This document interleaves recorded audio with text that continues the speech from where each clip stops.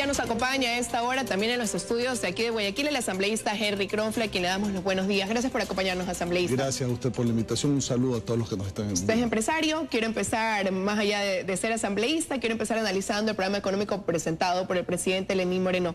¿Son suficientes y positivas las medidas anunciadas? Bueno, yo creo que tienen efectos adversos a lo que, digamos, el objetivo de estas medidas, que era dinamizar la economía, y ya lo voy a explicar por qué. Primero, porque el frente económico, liderado por ciertos personajes, que ha venido 10 años implementando medidas económicas, nos ha llevado a la crisis económica que vivimos actualmente. Y es esa misma gente, con esas mismas medidas, que pretenden tener un resultado diferente, lo cual ya sabemos que no va a ser así porque ya lo vivió el sector privado y estamos con esta crisis económica. Entonces, existe un divorcio de ideas entre lo que el frente económico cree que es bueno para el país, que es más de lo mismo, y lo que el sector productivo sabe que es bueno para el país, que no son estas medidas. Eso es lo primero. Lo segundo, existe, y muy bien lo explicó el Premio Nobel de Economía Richard Thaler, existe una variable dentro de la economía que es el factor psicológico. Y esa variable tiene a veces mucho más peso. Usted lo vio, por ejemplo, cuando Gran Bretaña se votó por el Brexit a favor de que salga de la Unión Europea, se cayó y se desplomó la moneda y no había absolutamente ningún cambio ni en infraestructura, ni en producción, ni en competitividad, ni nada. El efecto psicológico de la economía es una variable muy grande. Se crea una herramienta que es el diálogo. Están todos los actores de la pequeña, de la microempresa, de los artesanos, de los comerciantes, de los industriales, de la industria de servicios, mediana, grande, transnacional, multinacional, pequeña, etcétera, economía popular y solidaria, y resulta que se ponen las cartas sobre la mesa y quien baraja las cartas y distribuye las cartas y pone otras cartas que nunca fueron habladas es el frente económico. Y eso generó una desconfianza terrible y un desánimo, un sinsabor. La gente, el sector empresarial salió, discúlpeme el término, con chuchaqui, de saber que ese proceso de diálogo que se está construyendo con todos los sectores de la economía y a todos los niveles de la economía es cambiado a última hora. Generó una desconfianza, un desánimo, un sinsabor y un efecto psicológico adverso a esa motivación que existía de ver por fin la luz al final del túnel. Cuando nos topamos fue con una pared al final del túnel, que son las mismas medidas de antes. Pero según el Frente Económico se han acogido 8 de cada 10 propuestas planteadas dentro de ese diálogo con los actores que usted ya ha mencionado. ¿Efecto para quién? Hay que decirlo con absoluta claridad. Cuando usted ve las propuestas, y lo ha anunciado el Frente Económico, piensa en recaudar alrededor de 2.000 millones de dólares. ¿Y cuánto le devuelven al sector productivo para que esa plata que se devuelva vaya al empleo? 300 millones.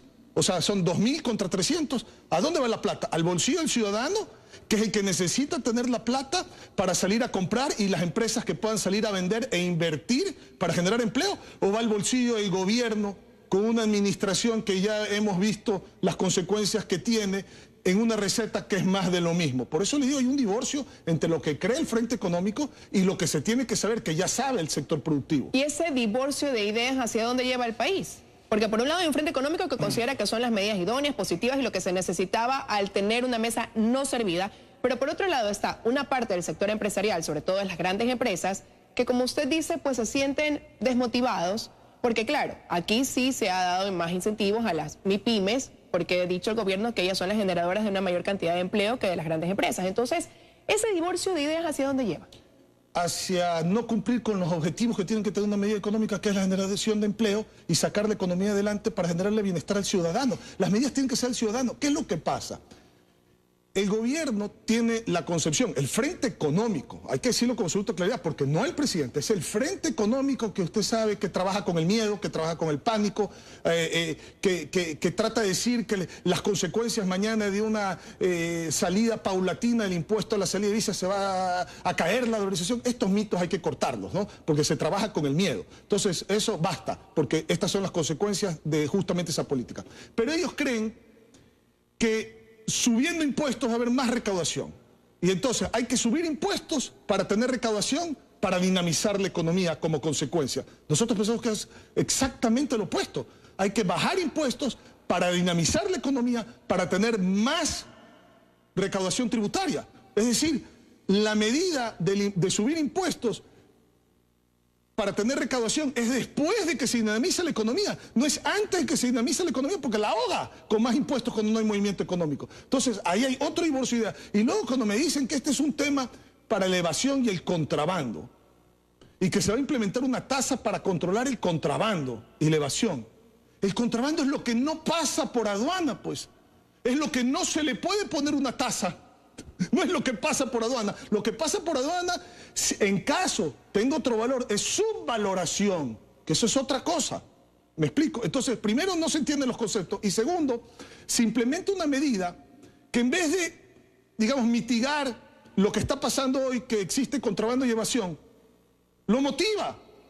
No lo mitiga, lo motiva. ¿Por qué? Porque incentiva que exista más contrabando y evasión cuando se suben los aranceles. Si un televisor paga 2% de arancel, nadie va a contrabandear un televisor. Pero si mañana un televisor paga 300% de arancel, seguramente va a haber mucha gente que va a querer, para no pagar ese arancel, contrabandear el televisor. Entonces, la medida de subir aranceles va en contra del objetivo de acabar con la evasión y el contrabando. Pero entonces se está creando una expectativa irreal de recaudación para que, más bien que apoya al Estado, porque como usted ya mencionaba, pues esta forma parte de un rubro importante que se generaría anualmente. Hemos hablado de 1.600 millones. Dentro de ese rubro, precisamente este control al contrabando pues generaría una cantidad importante. Entonces sería una expectativa irreal. Totalmente. Y yo creo que es importante que entendamos que cuando se pone una medida de este carácter, por ejemplo, vamos a poner una tasa, como muy bien lo explicó el funcionario público a cargo de las aduanas. Es muy grave que no se sepa ni cómo funciona, ni cuál es la unidad a la que se le va a aplicar, ni cuáles son las partidas a las cuales se le va a aplicar, pues. 375 partidas. Antes de implementar una propuesta de esta naturaleza, usted tiene que tener claramente el impacto de la propuesta, en qué rubros van a ser, cuánto va a recaudar, cuánto puede mermar eso en la economía, qué otras formas de comercio ilícito puede generar esa propuesta y entonces llegar con un resultado acerca de la propuesta. Pero usted no puede decir, todavía no determinamos las 375 tasas, se da la información, el sector productivo no sabe cuáles son, la tasa primero va a ser por kilo, después cuando vieron no, por kilo no, porque hay materias primas que valen centavos y entonces 10 centavos sobre 25 centavos es el 45%. Entonces vámonos a gramo, no, tampoco es gramo, entonces vámonos a tonelada. ¿Cómo es esto, pues?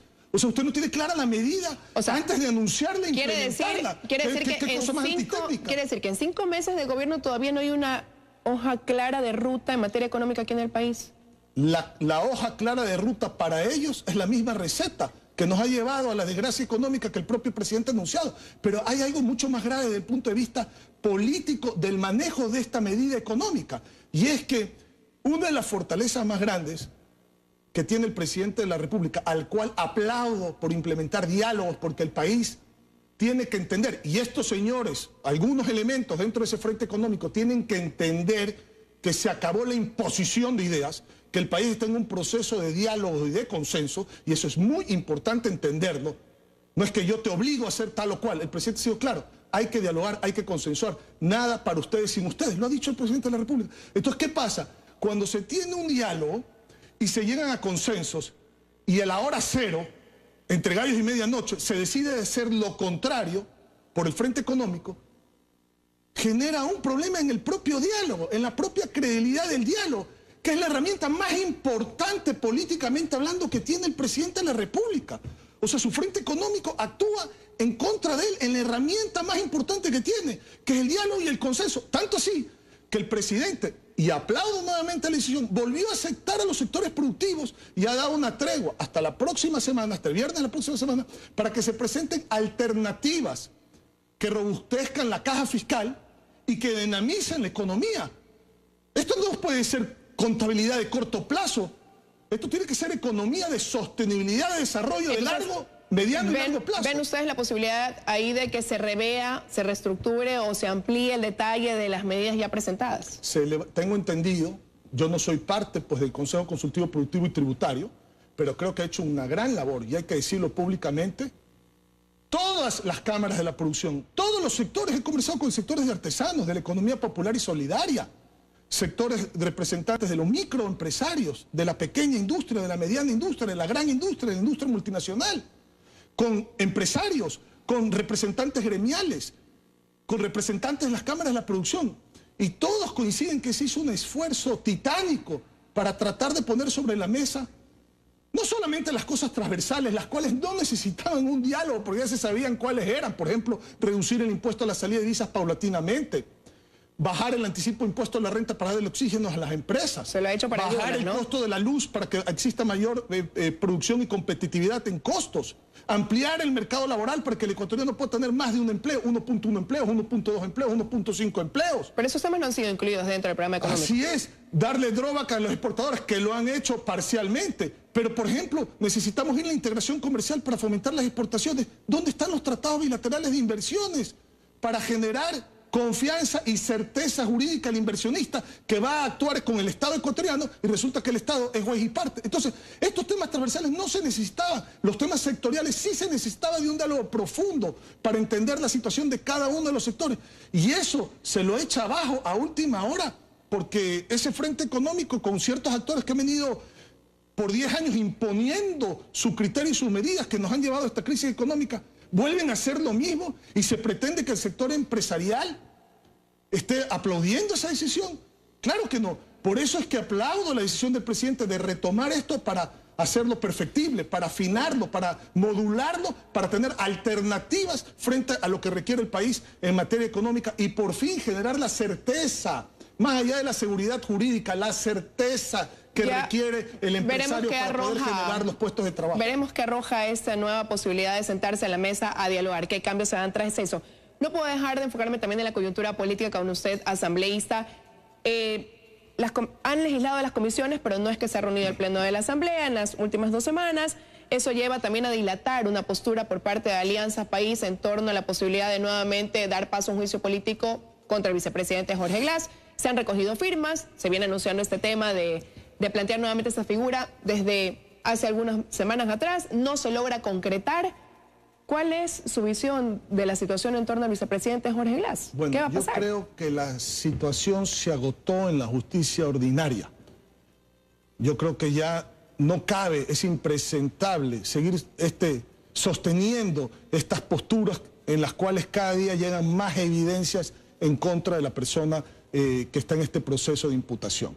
Por lo tanto, para finiquitar este tema, el camino es el juicio político. He sido claro, absolutamente claro en eso. El juicio político no es que no está definido, no está hecho.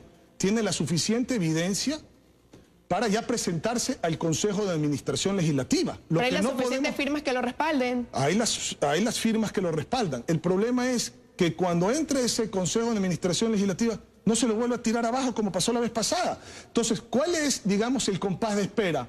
Supuestamente que avance el tema en la justicia ordinaria para tener la suficiente contundencia en la evidencia, para entonces evitar mañana un rechazo del Consejo de Administración Legislativa nuevamente y poder entonces darle trámite al juicio político. Pero por su parte el presidente de la Asamblea ha dicho precisamente que también están en ese compás de espera para ver qué es lo que sucede ya en el ámbito jurídico para ellos poder adoptar una postura. O sea, dependerían también de eso de ahí para que Alianza País se pronuncie quiénes estarían a favor de un juicio político contra el vicepresidente y quiénes no. Es que lo que pasa es que recuerde usted que el partido Alianza País tiene la mayoría en el Consejo de Administración Legislativa, pues. Entonces, es muy fácil por ese partido político o aprobar o rechazar, negar el pedido de juicio político que está listo, y el juicio que está listo y está firmado por la cantidad de asambleístas que se requiere para hacer esa presentación. Y entonces, sabiendo esto, porque es una información pública, usted lo acaba de mencionar, ¿en qué momento se presenta? Entonces, se está buscando, digamos, la medida exacta en tiempo para presentar y evitar que nuevamente se rechace en el Consejo de Administración Legislativa por parte del partido oficialista el juicio político nuevo que se está presentando. Ahora, tenemos por ahora un vicepresidente sin funciones, con prisión preventiva, que ha pedido vacaciones. Él ha dicho que no va a renunciar a su cargo, que es otro de los pedidos que hacen pues muchos de sus coidarios de la oposición, que él debería renunciar.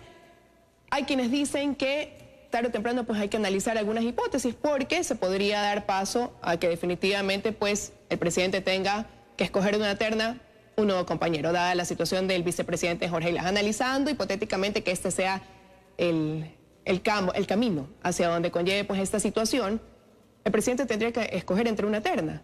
Y hay voces que dicen que Henry Kronfle podría estar dentro de esa terna. ¿Qué tiene usted que decir al respecto, asambleísta? Mire, tengo tanto problema en lo que existe realmente que no me puedo poner a pensar en lo que no existe aún. No Esa se es la adelanta. realidad.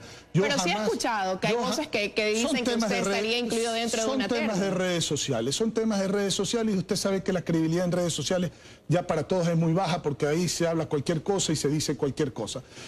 Le digo con toda honestidad, tengo tanto problema y hay tantos temas que tratar en este momento en el país que son de carácter urgente, tanto en el ámbito social como en el ámbito económico, que en eso nos tenemos que enfocar, en la realidad, y no nos podemos enfocar en cosas que aún no existen. Asambleísta, muchísimas gracias por habernos acompañado. Hemos conversado con el asambleísta Henry Kronfle.